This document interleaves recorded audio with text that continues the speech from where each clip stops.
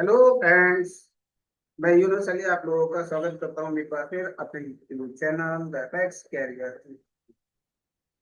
मैं आप लोगों के लिए एक बार फिर से हाजिर हूँ एस्पायरेंट्स के लिए जो यूपी टेट का एग्जाम देने वाले हैं। जुलाई में यूपी टेट का एग्जाम होगा, उसके लिए मैंने एक सीरीज स्टार्ट की है ईवीएस के लिए। तो पहला पार्ट मैं अपलोड कर चुका हूँ अपने चैनल पर। जिन्होंने नहीं देखा है वो चैनल पर जाकर के देख सकते हैं, और मैं डिस्क्रिप्शन में वीडियो का लिंक डाल दी है का पीडीएफ। और इसका पीडीएफ अगर आप चाहते हैं तो मैं अपने टेलीग्राम चैनल पर डाल दूंगा, वहां से आप उसको डाउनलोड कर सकते हैं। टेलीग्राम चैनल का लिंक भी वीडियो के डिस्क्रिप्शन में आपको मिल जाएगा। अगर आप मेरे चैनल पर नए हैं तो मेरे चैनल को लाइक कीजिएगा, सब्सक्राइब कीजिएगा, और वीडियो को शेयर करना ना भूलें। कमेंट करके बताएंगे कि कितने क्वेश्चन आपके ठीक हुए। आज हम लोग बात करेंगे तीन मुख्य बिंदुओं पर। आज का जो हमारा पार्ट होगा हम लोग डिस्कस करेंगे रिलेटेड टू द हैबिटेट, आवास, एनिमल एंड प्लांट्स। इनसे जुड़े हुए जितने भी एस्पेक्ट हैं उनके PYQs, previous year question UP TET और सी टेट में जो आए हुए क्वेश्चन हैं उन पर हम डिस्कस कर सकते हैं, क्योंकि वो एक ऐसा टॉपिक होता है जहां से क्वेश्चंस मॉडिफाई होकर के आ सकता है या सेम एज भी आ सकता है। तो आज हम इन्हीं के टॉप 50 पीवाईक्यूज पर डिस्कस करेंगे। बहुत ज्यादा समय वेस्ट ना करते हुए आइए चलते हैं अपनी स्क्रीन पर। और आज का हमारा टॉपिक है, जैसा आप लोग देख रहे हैं ना, यूपी टेट का है प्रैक्टिस सेट नंबर 2। और तो पीवाईक्यूज पर डिस्कस हो रहा है। तो पहला क्वेश्चन हम लोग स्टार्ट करते हैं। पहला क्वेश्चन है, चिपको आंदोलन के प्रेरणा कौन है? Who is the founder of Chipko movement? तो आपके पास आंसर है Kiran Bedi option number A, Sundarlal Bahuguna option number 2, Medha Patkar option number C, और M S Swaminathan option number D. तो इसमें सबसे पहले जो आंसर आएगा वो आएगा option number B, Sundarlal Bahuguna. ठीक है। सुंदरलाल बहुगुणा जो है ये चिपको आंदोलन के फाउंडर हैं। चिपको आंदोलन 1973 में उत्तराखंड, जो पूर्व में उत्तर प्रदेश था, एक चमोली जिले में स्टार्ट हुआ था। चमोली डिस्ट्रिक्ट में स्टार्ट हुआ था। यहाँ पर क्या हुआ था कि जो जो वहाँ के निवासी थे वो कुछ स्पेसिफिक पेड़ों से चिपक करके उन्होंने उन पेड़ों को कटने से बचाया था। ठीक है। तो क्वेश्चन नंबर 2 है, पौधों में जल का अधिग्रहण किसके द्वारा होता है? पौधों में जल का अधिग्रहण किसके द्वारा होता है? ये 2017 और 18 का है वो क्वेश्चन है। तो इसमें हमारे पास है जाइलम है, लोयम है, कैम्बियम है, पेलिसेड है। ये जो है ये प्लांट ऊतक होते हैं, पादप ऊतक होते हैं। और इसमें जो सही आंसर वो बताइए क्या होगा? जल का अधिग्रहण यानी कि वाटर का कंडक्शन कौन करेगा? तो जो वाटर का कंडक्शन है इसका आंसर है ऑप्शन नंबर ए। ठीक है। ऑप्शन नंबर ए, जो जाइलम है वो जल का अधिग्रहण यानी कि वाटर कंडक्शन में मदद करता है। फ्लोएम जो है वो भोजन का ट्रांसपोर्ट करता है।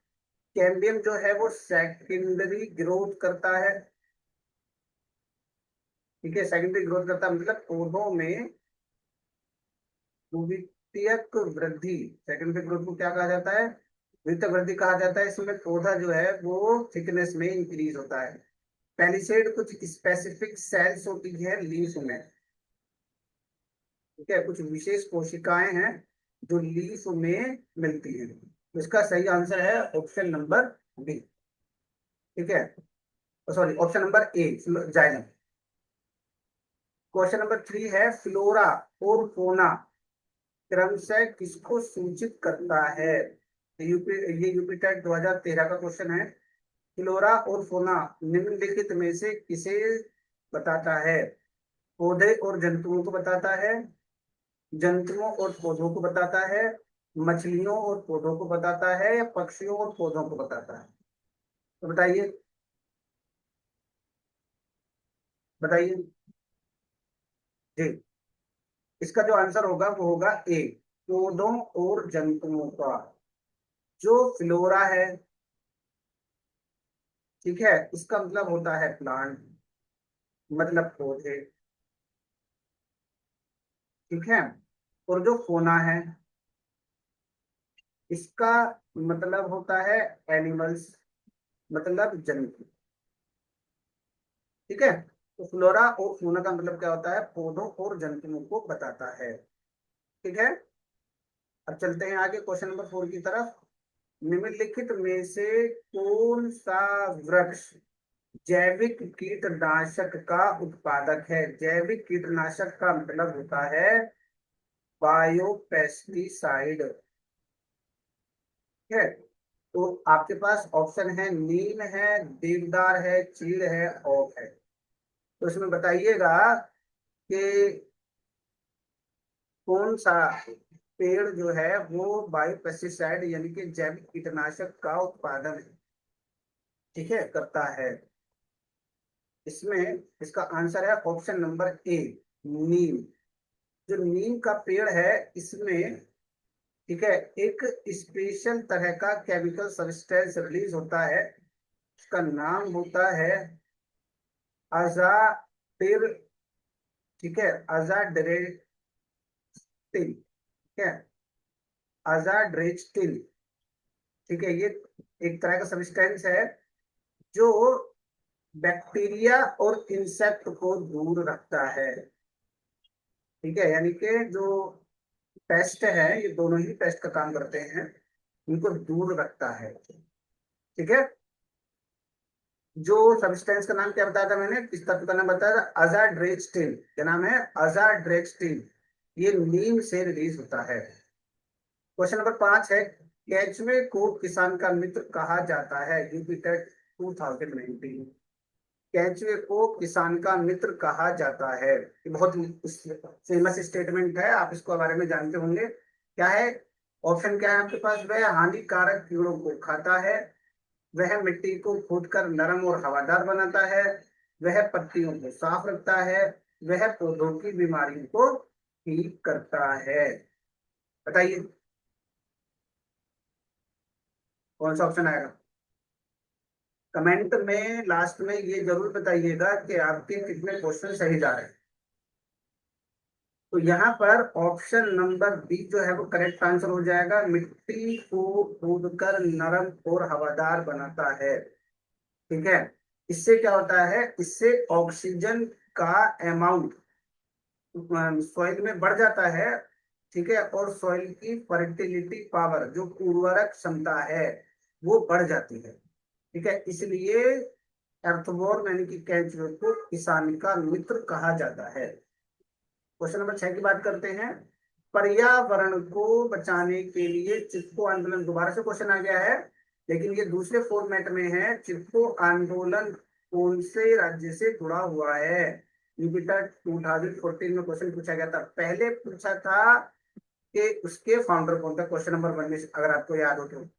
और यहाँ पूछा है कौन कौन से राज्य से जुड़ा हुआ है। तो इसका जिला भी पूछा जा सकता है, कौन से राज्य का कौन सा जिला। ये जो मैचिंग टाइप के क्वेश्चंस होते हैं, उनमें आने के पूरे पूरे चांसेस इस तरह के होते हैं।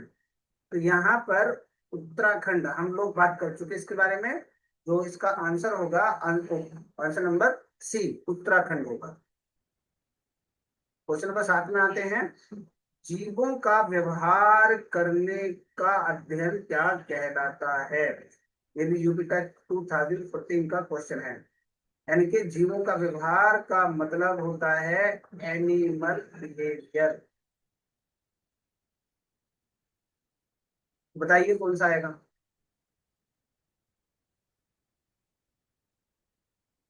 इसमें ऑप्शन नंबर सी, इथोलॉजी, ठीक है।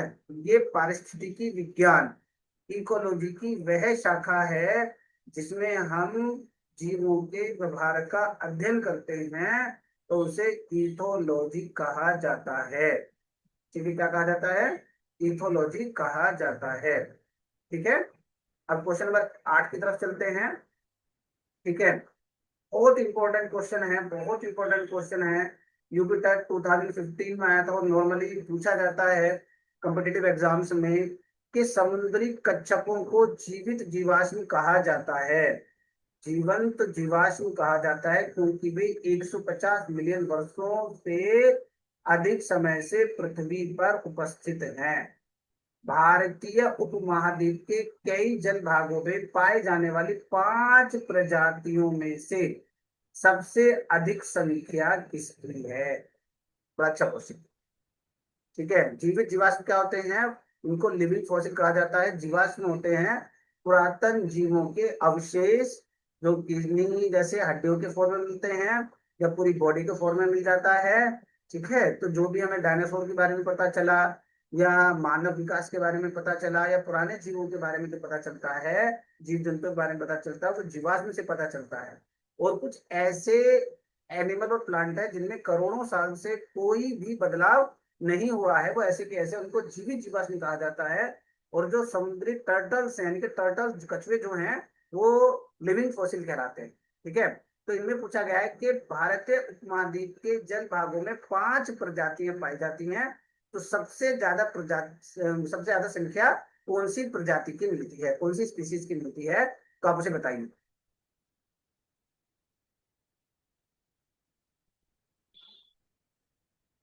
तो option number C, olive ridley नाम के जो कछुए हैं, जो स्पीसीज है, वो उनकी अमाउंट सबसे ज्यादा मिलती है। ठीक है, तो हम क्वेश्चन नंबर 9 पर आते हैं। ठीक है, अब हम 9 पर आते हैं तो पूछा जाता है कि अंतरराष्ट्रीय स्तर पर अंतरराष्ट्रीय स्तर पर वन्य जीवों की सुरक्षा हेतु कौन सी संस्था काम करती है? ठीक है, यूपीटेट 2014 का क्वेश्चन है। तो आपके पास ऑप्शन IUCN, यूनिसेफ, WHO या WWF। ये सभी यूनाइटेड नेशंस की इकाई हैं जो अलग अलग क्षेत्रों में काम करती है। यहाँ पर पूछा गया है आपसे कि अंतरराष्ट्रीय स्तर पर वाइल्ड लाइफ को, ठीक है, और बड़ा इंपॉर्टेंट है EVS के लिहाज से। बताइए आंसर, सोचिए क्या होगा। तो जो ऑप्शन नंबर ए है, ICUN। ठीक है, तो पहली बात तो ये, ठीक है, ये जो है रेड डेटा बुक, और ये भी बहुत इंपॉर्टेंट है कि रेड डेटा बुक कौन रिलीज करता है?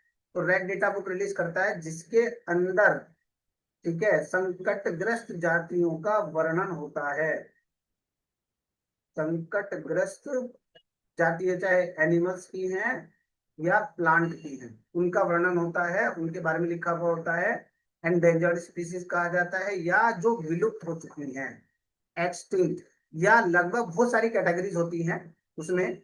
ठीक है, तो IUCN का जो पूरा नाम है वो है इंटरनेशनल यूनियन फॉर कंजर्वेशन। याद रखिएगा, इसका भी नाम पूछा जा सकता है, कंजर्वेशन ऑफ नेचर। ये बेटा क्या है? Conservation of nature. ठीक है, अब हम लोग क्वेश्चन नंबर 10 की तरफ चलते हैं। सजीवों में ऑक्सीश्वसन की प्रक्रिया में कितनी ऊर्जा विमुक्त होती है? कितनी ऊर्जा विमुक्त होती है, मतलब श्वसन का मतलब सांस लेना, और ऑक्सीश्वसन तो आप लोगों को पता होना चाहिए। श्वसन कितने तरह, बताइए कौन सा आंसर आएगा इसमें, फिर उसके बाद थोड़ा एक्सप्लेनेशन लेते हैं इसके।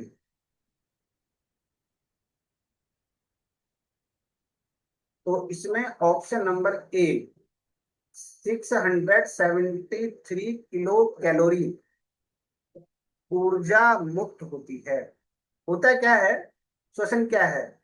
श्वसन एक ऑक्सीकरण की प्रक्रिया है। ऑक्सीकरण किसका होता है? ऑक्सीकरण होता है ग्लूकोज का। ठीक है, ग्लूकोज जो है वो क्या है? वो एक सबस्ट्रेट है, एक आधार है जो ईंधन का काम करती है किसी भी सेल के लिए। अब यहाँ पर ऑक्सीकरण का मतलब क्या होता है? ऑक्सीकरण का मतलब ऑक्सीजन प्रेजेंट होना चाहिए।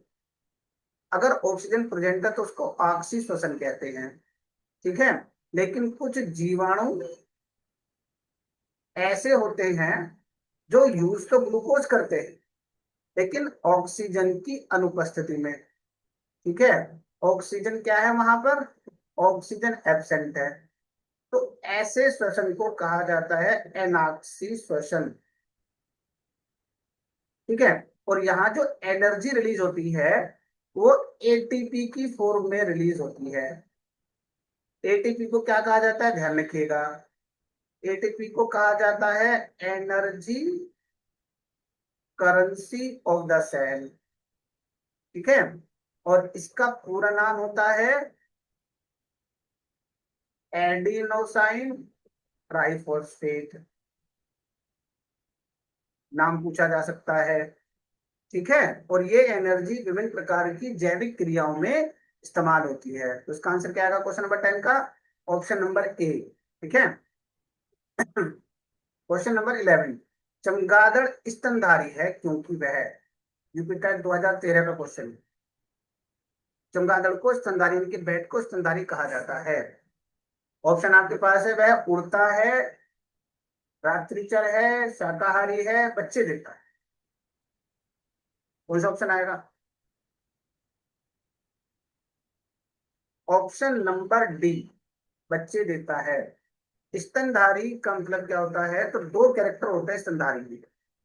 एक तो स्तन ग्रंथियां होती हैं, ठीक है, स्तन ग्रंथियां होती हैं। स्तन ग्रंथि का मतलब मेमोरी ग्लैंड्स। और दूसरा है बच्चों को जन्म देते हैं। ऐसे एनिमल्स को हम स्तनधारी कहते हैं। और जो अंडे देते हैं, जैसे बर्ड्स हैं, फिश हैं, जो पक्षी हैं, सरीसृप हैं, रेप्टाइल्स हैं, वो अंडे देते हैं, तो उनको अंडज प्राणी कहते हैं, ठीक है, ध्यान रखिएगा। आगे चलते हैं क्वेश्चन नंबर 12 में। लेकिन ये जरूर बताइएगा, जो भी वीडियो देख रहे हैं वो ये जरूर बताइएगा कि किसके कितने क्वेश्चन सही हुए हैं वीडियो वाइज, बात ठीक है, देख करके बताइएगा। क्वेश्चन नंबर 12 में कहता है कि प्रकाश संश्लेषण क्रिया में हरे पौधे द्वारा बाहर निकाली गई गैस कौन सी है? ठीक है, आपके पास ऑप्शन है कार्बन डाइऑक्साइड, नाइट्रोजन, ऑक्सीजन या हाइड्रोजन। सिंपल क्वेश्चन, आप बता सकते हैं। यूपीटेट 2018-17 में आया है, बताइए। तो यहाँ पर जो ऑप्शन नंबर सी, ऑक्सीजन, ठीक है। तो आप लोगों को पता होना चाहिए कि 6CO2 प्लस 12H2O क्या बनाता है? ग्लूकोज बनाता है, प्लस वाटर बनता है, और प्लस क्या बनता है? ऑक्सीजन बनता है। ये प्रकाश संश्लेषण की रासायनिक समीकरण है। तो प्रकाश संश्लेषण में क्या होता है कि प्रकाश की उपस्थिति में कार्बन डाइऑक्साइड और वाटर क्लोरोप्लास्ट की सहायता से भोजन बनाते हैं, जिसमें ग्लूकोज बनती है जो मुख्य उत्पादक है, ठीक है। और ऑक्सीजन गैस रिलीज होती है तो इसका वेस्ट है। और ये प्लांट इसको स्टोमेटा, रंध्रों, पर्ण रंध्रों के थ्रू बाहर निकाल देता है, ठीक है। अब हम बात करते हैं क्वेश्चन नंबर 3 की। रेगिस्तानी ओक एक पेड़ का नाम है जिसकी जड़ें गहराई तक जमीन के भीतर जाती हैं जब तक पानी ना पहुंचता है। इस पेड़ की जड़ों की गहराई इस पेड़ की ऊंचाई का लगभग 30 गुना होती है। यह पेड़ कहाँ पाया जाता है? ठीक है, यह पेड़ कहाँ पाया जाता है? ठीक है, बताओ जरा। Rajasthan, Abu Dhabi, option number A Rajasthan, option number B Abu Dhabi, option number C Australia, option number D रूस। बताइए कहाँ पाया जाएगा? 2016 यूपी टेट और सी टेट में भी पूछा गया क्वेश्चन। तो ये ऑप्शन नंबर सी ऑस्ट्रेलिया में मिलेगा। तो जैसे बताया, ये डेजर्ट में रहता है, रेगिस्तान में रहता है, और पानी जो है वो इसके तने में इकट्ठा रहता है, ठीक है। पानी जो है वो इसके तने में जमा रहता है, ठीक है। अगला पॉइंट है, दूध से दही के बनने की प्रक्रिया को कहते हैं। दूध से दही का बनना, तो क्या कहलाता है? ऑप्शन नंबर ए प्रकाश संश्लेषण, ऑप्शन नंबर बी आसवन, ऑप्शन नंबर सी किण्वन जिसको फर्मेंटेशन कहा जाता है, ऑप्शन नंबर डी स्टेरिलाइजेशन। बताइए क्या आएगा? सही क्या आएगा? तो इसका जो आंसर आएगा वो आएगा सी, फर्मेंटेशन। क्या आएगा? फर्मेंटेशन। तो क्या होता है, दूध से, मिल्क से कर्ड का बनना, ये बहुत ही नॉर्मल प्रोसेस है जो एक बैक्टीरिया के द्वारा होता है। इस बैक्टीरिया का नाम है लैक्टोबैसिलस, या इसको हम कहते हैं लैक्टिक एसिड बैक्टीरिया। ये हमारे पेट में भी होता है, स्टमक में भी मिलता है, इसको लैब कहा जाता है। ठीक है। दही जो है उसके अंदर पोषक तत्वों की संख्या मिल्क से ज्यादा होती है, तो ये कहा जाता है कि दही ज्यादा पोषक है इससे, दूध से, लेकिन दही का खाना ज्यादा अच्छा होता है। तो कर्ड में क्या होता है, कर्ड में विटामिन बी 12 की अमाउंट ज्यादा होती है। कर्ड में विटामिन बी 12 की अमाउंट ज्यादा होती है। ठीक है, तो इसको फर्मेंटेशन कहा जाता है। क्वेश्चन नंबर 15 है, जड़ी बूटियों की रानी, जड़ी बूटियों की रानी भारत की सबसे पवित्र जड़ी बूटी है। इस औषधि पौधे का हिंदू धर्म में महत्व है। इसका वनस्पतिक नाम ओसिमम सेक्टम है। इसे सामान्यतः किस नाम से जाना जाता है? ठीक है। तो पॉइंट है अजवाइन का फूल, तुलसी, रोजमेरी या धनिया। बड़ा अच्छा क्वेश्चन। तो ये क्वेश्चन दूसरी करके भी पूछा जा सकता है। फिलहाल इसका आंसर बताइए, उसके बाद मैं आगे बताऊंगा आपको किस तरह से क्वेश्चन पूछा जा सकता है। तो option number B, option number B जो है तुलसी, ये इसका आंसर होगा। तुलसी। अब ये पूछा जा सकता है कि तुलसी एक मेडिसिनल प्लांट है, जड़ी बूटी है, इसका वनस्पतिक नेम क्या होगा? तो ध्यान रखिएगा, ओसिमम सेक्टम इसका वनस्पतिक नेम है, और ये नॉर्मली हमारे घरों में बोया जाता है, काफी अच्छा इसका उपचार के काम पे यूज किया जाता है। क्वेश्चन नंबर 16 है, निम्नलिखित में से किस वर्ग में प्रोटीन की प्रचुरता सबसे अधिक होती है? ये क्वेश्चन पहला चेक पॉइंट से आ गया है। ठीक है। प्रोटीन की प्रचुरता सबसे ज्यादा किसमें होती है? ऑप्शन नंबर ए दूध, आम, गाजर, ऑप्शन बी अंडा, मटर, मछली, ऑप्शन नंबर बी सोयाबीन, चना, मक्का। ठीक है। और ऑप्शन नंबर डी सेब, दही या मांस।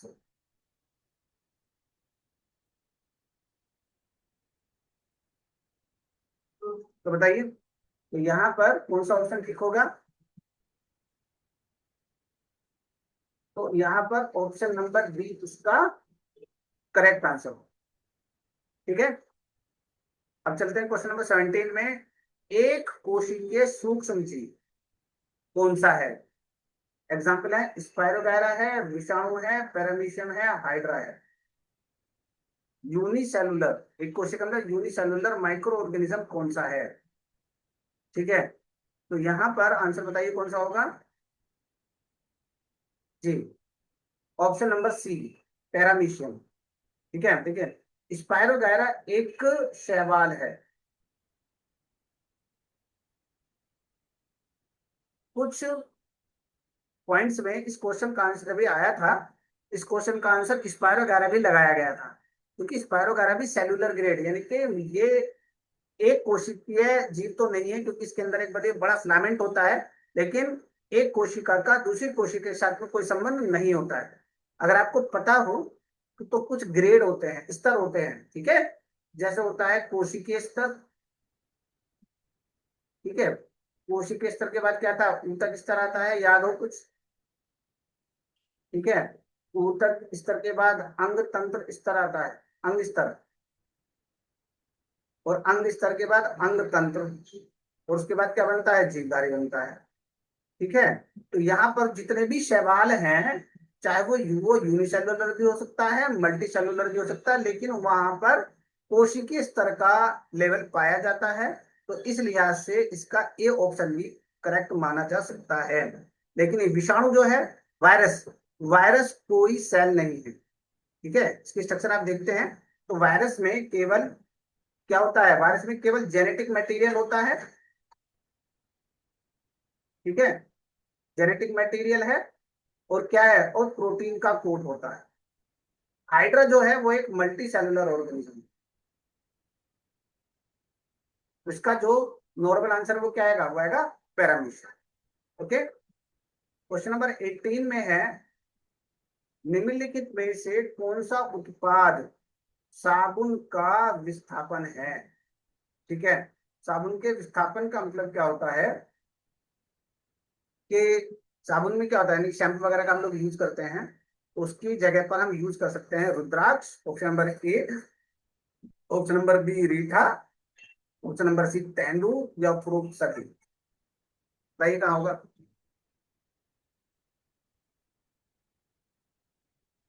तो जो ऑप्शन नंबर बी है रीठा, ठीक है, इसको हम लोग प्राकृतिक शैम्पू या साबुन के रूप में इस्तेमाल कर सकते हैं, क्योंकि पानी के संपर्क में जैसे ये आएगा तो ये झाग क्रिएट करेगा, ठीक है। इसलिए क्वेश्चन नंबर 18 का जो सही आंसर है वो रीठा है। क्वेश्चन नंबर 19 पर बात करते हैं, किस राष्ट्रीय उद्यान को पूर्व में हैली राष्ट्रीय उद्यान कहा जाता था। यूपिटर 2013-2022 का क्वेश्चन है, ठीक है। इसको कहा जाता है, यानी कि इसको इसका नाम बदल दिया गया है। तो अब जो है इसको हम, ठीक है, जिम कॉर्बेट राष्ट्रीय उद्यान, यानी कि ऑप्शन नंबर 1 जो है उसका करेक्ट आंसर आएगा, ठीक है। अब ये जो है इसकी जो स्थापना है वो 1936 में हुई थी, और ये कहाँ है, ये जो है वो उत्तराखंड में मिलता है। कहाँ मिलता है, उत्तराखंड में मिलता है, ठीक है। अब आते हैं क्वेश्चन नंबर 20 पर, पौधे में अर्धसूत्री विभाजन कहाँ होता है। यूपी टेट 2016 का क्वेश्चन, पौधे में अर्धसूत्री विभाजन कहाँ होता है। अर्धसूत्री विभाजन में दो तरह के विभाजन होते हैं, सूत्री विभाजन और अर्धसूत्री विभाजन। तो ऑप्शन आपके पास, मूल शीर्ष में, पराग कणों में, तनों में, या पराग कोश में। बताइए कहाँ होता है। ये जो होता है वो पराग कोश में होता है, ठीक है, क्योंकि पराग कण यानी कि पोलन ग्रेन, ठीक है, ये नॉर्मली इसमें ये बनते हैं पराग कोश के अंदर, और ये ही जो है मुख्यतः युग्मकों का काम करते हैं, गैमेट्स का काम करते हैं, मेल गैमेट्स का काम करते हैं। मूल शीर्ष, मूल शीर्ष का मतलब रूट एपेक्स, ठीक है, वहां पर जो है सूत्री विभाजन होता है, ठीक है, और तने में भी सूत्री विभाजन ही होगा। केवल जहां जो इसके जनन अंग होते हैं, ठीक है, जायांग होते हैं, उन्हीं में अर्धसूत्री विभाजन होता है, जिसके फलस्वरूप क्या बनते हैं, युग्मक या गैमेट्स बनते हैं, ठीक है। क्वेश्चन नंबर 21, प्याज आलू अदरक क्या है। क्वेश्चन नंबर 21 है, प्याज आलू अदरक क्या है, ठीक है। जड़ है, तना है, अपस्थानिक जड़ें हैं, या शल्क पत्र है। बताइए कौन सा ऑप्शन आएगा।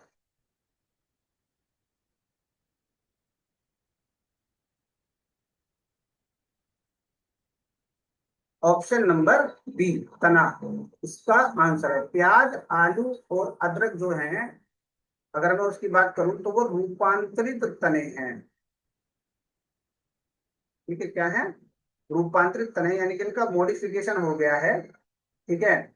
और जो कहाँ है, ये सारे अंडरग्राउंड स्टेम है, जमीन के अंदर रहते हैं और फूड स्टोर करते हैं। उनका काम क्या है, उनका काम है फूड को स्टोर करना, ठीक है। इस अब आते हैं क्वेश्चन नंबर 22 पर। क्वेश्चन नंबर 22 कहता है, भूकंप की तीव्रता मापने के यंत्र को क्या कहते हैं। भूकंप की तीव्रता मापने के यंत्र को क्या कहते हैं? तो यूपीटेट 2014 और 2018 में आया हुआ क्वेश्चन। तो ऑप्शन आपके पास है physiograph, option number A seismograph, option number B, option number C cardiograph और ऑप्शन नंबर डी है क्या बैरोग्राफ। तो बताइए कौन सा आएगा इसमें।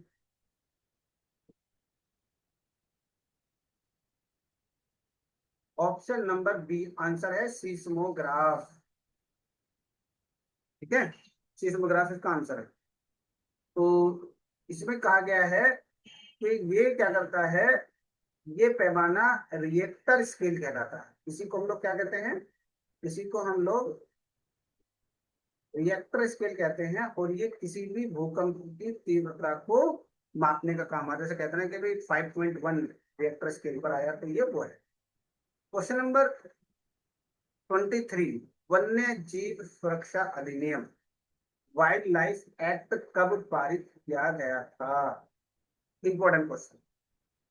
ठीक है, तो option number A 1960, option number B 1962, option number C 1972, option number B C 1975। तो बताइए किसमें आएगा।